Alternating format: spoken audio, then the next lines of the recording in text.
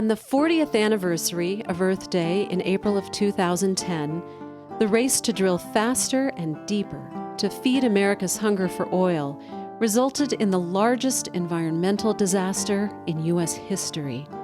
Upwards of 200 million gallons gushed into the Gulf of Mexico for over 3 months. The widespread effects of this oil disaster, both ecologically and economically, will be devastating for years to come. What remains to be seen is whether or not this becomes our crude awakening. So this is a wake-up call. It is a time for us to act. We can't grow numb to this. The oil industry and their champions spend millions every year misleading the public that ending domestic offshore drilling is impossible. They would have us believe that we can drill offshore to secure our energy independence from hostile nations, and that is simply not true. Americans consume 20 million barrels of oil a day. We consume nearly 25% of the world's oil, yet we only produce about 3%. That's just a drop in the bucket. We could drill in every national park, wildlife refuge, and coastline, and still have to import 59% of our oil. The truth is that only 20% of the oil we consume in the United States comes from the Gulf of Mexico and the Persian Gulf. And in order to eliminate the need for oil from these gulfs, we must reduce consumption by 4 million barrels per day. In May 2010, the Southern Alliance for Clean Energy launched the Clean Energy Gulf Challenge to solicit ideas from the nation's brightest minds on what it would take to end drilling in these two gulfs. From the Gulf Challenge, 4 solutions emerged. Reducing our dependence on oil is feasible with the energy alternatives we have available today. Increasing the efficiency of our vehicles is one of the most important. It's really the workhorse that we're going to be able to wean ourselves off of the Persian Gulf and the Gulf of Mexico. New federal fuel efficiency rules starting in 2012 will significantly reduce our oil consumption by the year 2020.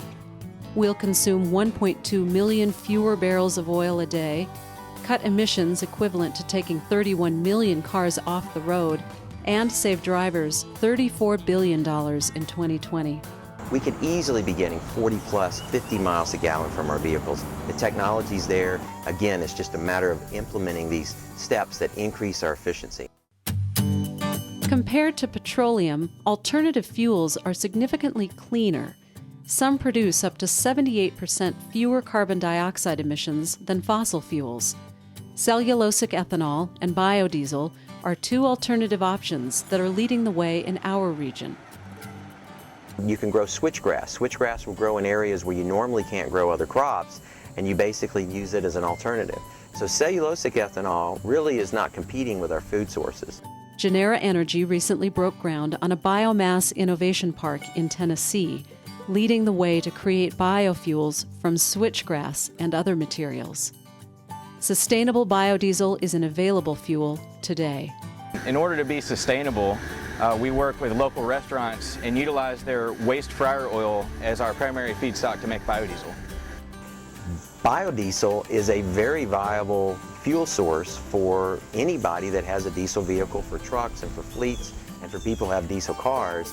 It runs clean. It's a complete loop cycle here where we're taking waste grease from restaurants, we're basically keeping it out of the sewers and the drain systems, we're circulating it back and turning it into a useful fuel and displacing fossil fuels.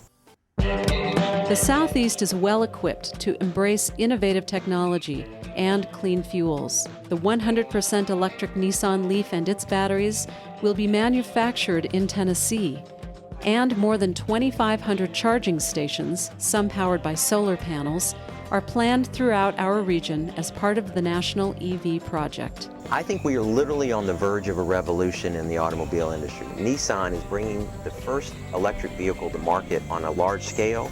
It is completely zero emissions. It has no dependency on petroleum oil at all. In order to truly capture the promise of zero emissions vehicles, we also need to increase the amount of clean energy in our electric grid. One of the most important things is be a smart commuter.